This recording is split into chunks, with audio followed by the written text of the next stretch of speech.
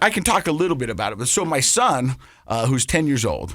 And fast. Yeah. Very fast. We found out he's not that fast. Oh, dang it. But he was the most excited to do the show. Yeah. Well, it's high adventure. I mean, it sounds amazing when you're 10. And the tagline I'd been using for the 6 months before we did the show is, there's going to be a camera crew following around. We're not going to die. You know what I mean? Just trying to reassure him. Yeah, just reassure. You know what I mean? Because the unknown was kind of getting to him. And I was like, hey, look, there's going to be a camera crew. So whatever it is, I think we can do it. Okay. I know we can do it. Right. But it was so interesting to see my son figure out who he is and what he's capable of. I mean, because I was talking to the producers, and I was talking to my ex-wife, and I was talking to my girlfriend, and for the most part, Bowden doesn't really know about my alcoholism.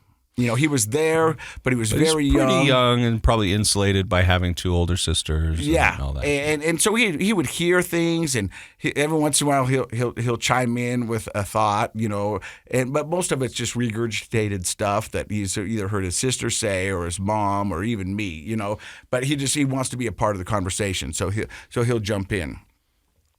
But for the most of my son's life, he's been pretty babied. Well, he's the youngest. Pretty right? coddled. Pretty. 2 older sisters. Yeah. Yeah. And, we're sitting there talking to the producers, and Bowden thinks that somehow his ability to play video games really well is going to translate into the outdoors. Right. I think that's a common myth of kids that age. 5th grade, you think you're all set if you play Call of Duty. And what I'm saying is that I don't think my son Bowden has ever been tested.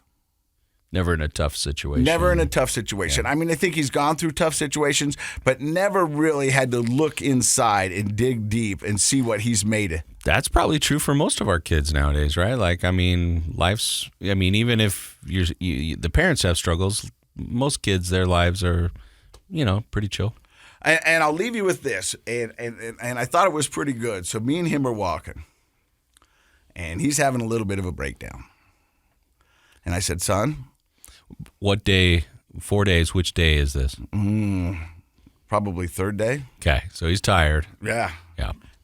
And he won't say he was angry.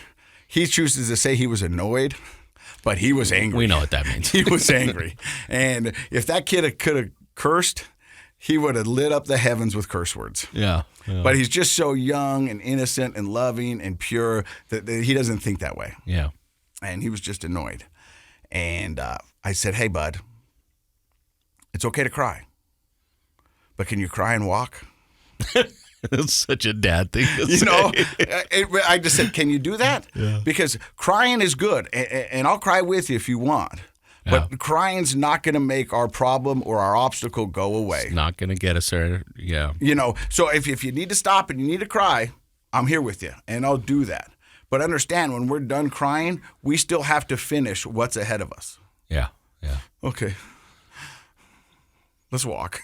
And he walked. And Wow. I've never been so proud of my son. That's and pretty I cool. can't wait to show you guys the show. Well, I'm really excited about it. Everybody I've talked to, people who've asked me about it, I think everyone's excited to see it. But I think that right there is a very cool, personal parenting moment where you can see your kids struggle with things and push through and persevere. I mean, that's what self-confidence is really made of, self-esteem, all those things. So, I mean, that's a beautiful experience.